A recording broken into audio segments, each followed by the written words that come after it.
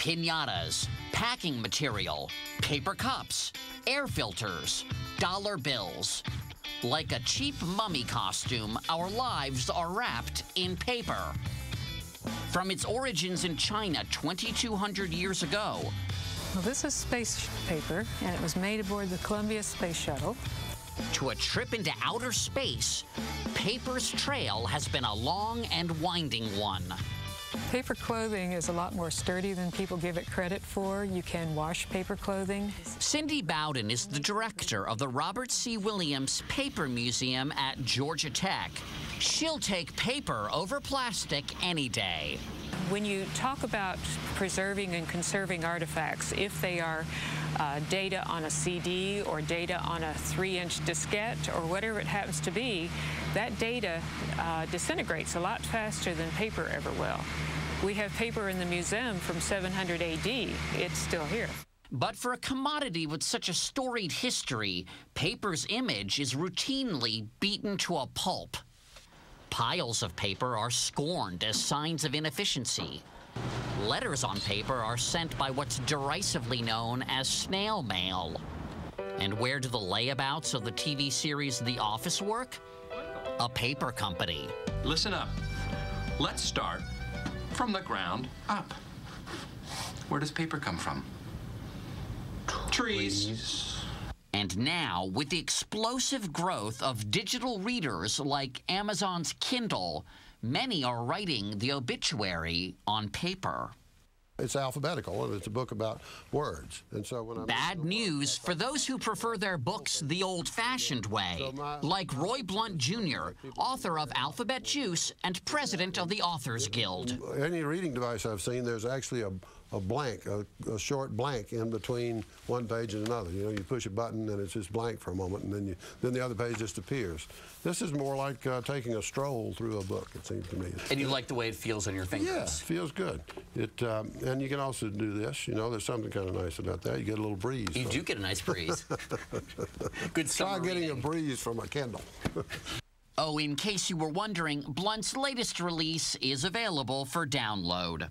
I'm glad it's out there because any form that people want to buy it in is fine with me. But I just don't tend to read digital books. But that's because I'm 114 years old. You won't have to wait 114 years for the next generation of digital reader, like this one from Plastic Logic. And on the horizon, a reader so thin, it's strangely paper-like. So, is it time to turn the page on paper? Doubtful. Back in 1975, Businessweek magazine prophesied a paperless office as the office of the future, where PCs would eliminate the need for pesky paper. So what actually happened? Between 1980 and 2000, the use of paper in American offices doubled. Today's office worker burns through 10,000 sheets each year. What helped get us into this paper jam? The copier, created by Xerox. When we say the Xerox 914 makes copies on ordinary paper, we mean ordinary paper. It really created the information explosion when we created the plain paper copier, which really meant for the first time people could make a copy of a document after they'd produced it. Steve Hooper is a vice president of research at Xerox. Paper still gets printed because it's easier to make notes on, to show something, to discuss it with people. Today, Hoover says, 40% of pages are thrown out the day they're printed, a startling figure. But buried in all that waste paper could be the seed to paper's future. Xerox is creating reusable paper. Chemically enhanced, it reacts to an ultraviolet LED pen light and then returns to blank with the application of heat. And I can write over and over and over again over top of that image. Also in tomorrow's paper, the development of bioactive labels that can indicate the presence of toxins in food and water. And if you thought walls made of paper were a bad thing, you haven't met Jim Juzak. His house outside Watertown, New York is made of, yep, paper.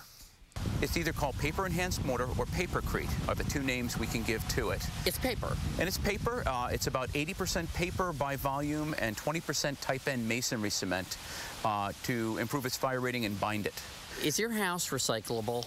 Yes, completely. It will go into the ground as soon as we stop caring for it minorly, or if we knocked it down, it would go back to the elements very, very quickly. Or you could put it in a giant bin. Yeah. Made from the runoff or sludge from a nearby paper factory, Juzak says his papercrete walls are virtually as strong as concrete and equally energy efficient. Could I punch a hole through it? No. When you look at the components in wood or components in paper, you've got cellulose fibers, which are amongst the strongest materials known. Strong, cheap, and recyclable. So don't file paper away just yet.